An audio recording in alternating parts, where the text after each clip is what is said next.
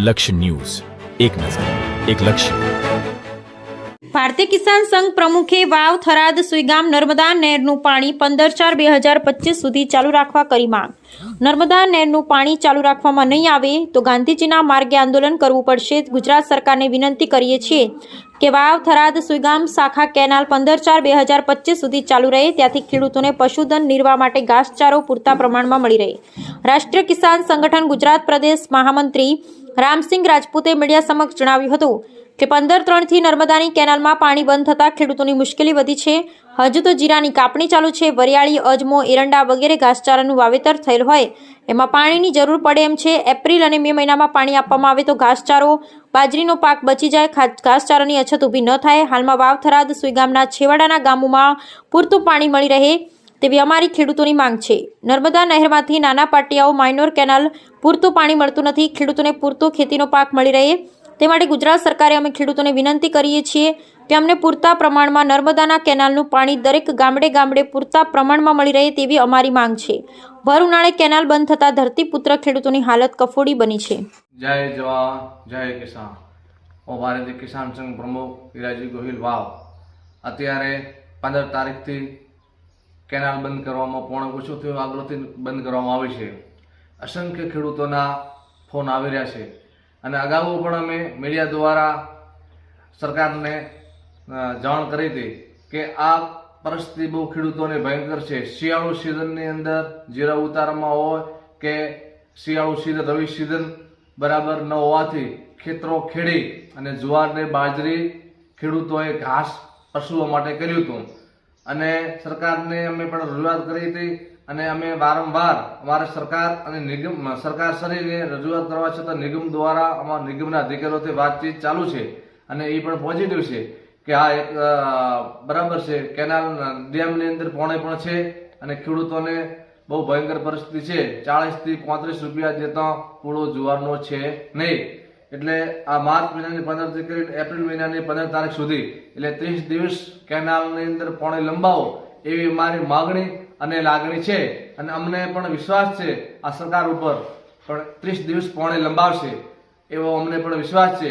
અને ન છૂટકે જો તમે નંબરો 3 દિવસની અંદર આ તમને સરકાર શ્રેણી તંત્ર દ્વારા કહેવામાં આવશે 2-3 દિવસની અંદર પાણીથી ચાલુ રેગ્યુલર કરો, નહીતર ખેડૂતો અસંખ્ય ફોન આવશે અને ખેડૂતો ઉગ્ર આંદોલનો કરશે અને એ છતાં ખેડૂતો પાણી આપવું પડશે. એટલે અમારી ખેડૂત દ્વારા, કિસાન સંઘ દ્વારા સરકાર શ્રેણીને વિનંતી છે કે 30 દિવસ પૂરતું પાણી ચાલુ રાખો એવી અમારા ખેડૂતો વતી માગણી અને લાગણી છે. અને ઘાસની બહુ તંગી છે, પશુપાલકો માટે બહુ પરિસ્થિતિ વિકટ છે.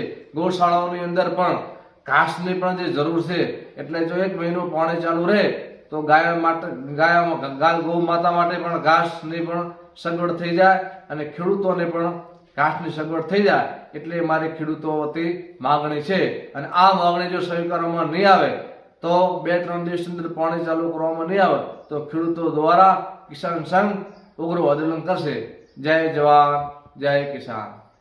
અત્યારે પોણે નર્મદા કેનાલનું બંધ કરવામાં આવ્યું છે. વાવ, સુઈગામ, થરાદ 3 તાલુકાને આ પિયતનું પાણી ગામડાને મળતું હતું.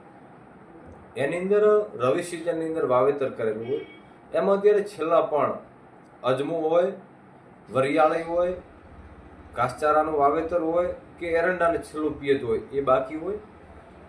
ખેતીની સાથે સાથે પશુપાલન હોય તો જે રજકો છે, બાજરી એવું વાવેતર કરેલું હોય તો એની અંદર પણ પિયત બાકી હોય અને હજી 20 દિવસ પછી વરિયાળી અને અજમાનો પાક છે એ 25 દિવસ પછી વઢાશે એટલે એની કાપણી પછી થવાની છે. એટલે જ્યાં સુધી ખેડૂતો ખેતરોમાં બેઠા છે ત્યાં સુધી પાણીની જરૂર હોય કે ભાઈ પિયત માટે હોય, એમને પીવા માટે અને પશુપાલનને પીવા માટે હોય. દિવસનું 1 ટેન્કર પાણી જો લાવવું પડે તો 1000 રૂપિયાનું પર ડે 1 ટેન્કર થાય. જો 20 દિવસે આવા ટેન્કર લાવવાના થાય એક ખેડૂતના 20,000 રૂપિયા જાય. પરિસ્થિતિ બહુ ભયાનક છે. એના પછી જ્યારે જીરુનો પાક ઉતર્યો અને એ ખેતરો ખાલી થયા એ જગ્યાએ બાજરી અને જુવારનું વાવેતર ખેડૂતોએ કર્યું તો દરેક ગામની અંદર 20 થી 25% જેટલું ઉનાળુ સિઝનનું વાવેતર કરેલું છે.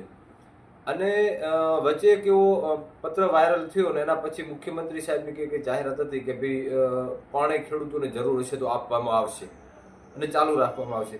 એના લીધે વધુ સરકાર ઉપર વિશ્વાસ મૂકીને ખેડૂતોએ પિયત કર્યું. તો અત્યારની પરિસ્થિતિ ક્યાંક એવી છે કે 15 તારીખે અગાઉ 4 દિવસ અગાઉ બોર્ડરના ગામડાને પાણી નહોતું મળતું. 15 તારીખે પાણી બંધ કરવામાં આવ્યું. ખેડૂતોની હાલત કફોડી થઈ ગઈ છે. અને હું સરકાર પાસે વિનંતી કરું કે ખેડૂત આગેવાન તરીકે અહીંયાના સાંસદ સભ્યો હોય, ધારાસભ્યો, એમણે બધા માગણી કરીને કરવી જોઈએ કે ખેડૂત આગેવાન તરીકે ગુજરાત સરકારને વિનંતી કરીએ કે સરકારશ્રીની જાહેરાત હતી કે ભાઈ આગળ પાણી આપવામાં આવશે.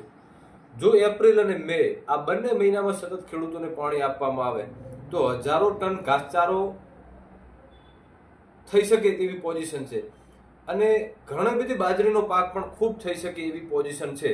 જો સારી બાજરી પાકે અને ઘાસચારાનું વાવેતર થાય તો અત્યારના વૈજ્ઞાનિક પદ્ધતિ જે આવનારું ચોમાસું છે એને નબળું દેખાડવામાં આવી રહ્યા છે. જો પાછળનું ચોમાસું નબળું આવે તો ત્યારે ઘાસચારાની અછત ઊભી થયેલી છે.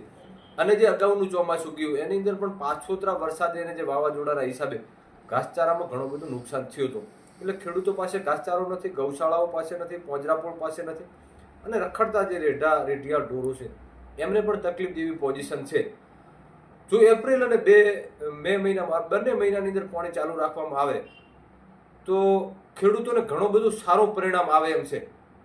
અને સરકાર ધારે તો બંને મહિના પાણી પૂરતું આપી શકે એવી પોઝિશન છે. એટલે ખેડૂતોની એક જ માગણી છે કે એપ્રિલ અને મે બંને મહિનામાં પાણી ચાલુ રાખવામાં આવે. એ 2 મહિના પાણી ચાલુ રહે તો ઘાસચારો અને બાજરીનું પણ મોટું ઉત્પાદન થઈ શકે જેમ છે. અને ખેડૂતોને ઘણી બધી આવક થાય એમ છે જાવકની સામે. એટલે પાણી ચાલુ રહે એવી ખેડૂત આગેવાન તરીકે આશા રાખું છું. અને અપેક્ષા છે સરકાર 100% આ નિર્ણય લેશે એને અમે આવકારીએ છીએ. આ પોઝિશનને લઈ અને અમારી મીડિયા સમક્ષ વેદના છે અને સરકારને અમે ભલામણ કરીએ કે પાણી ચાલુ રાખવામાં આવે.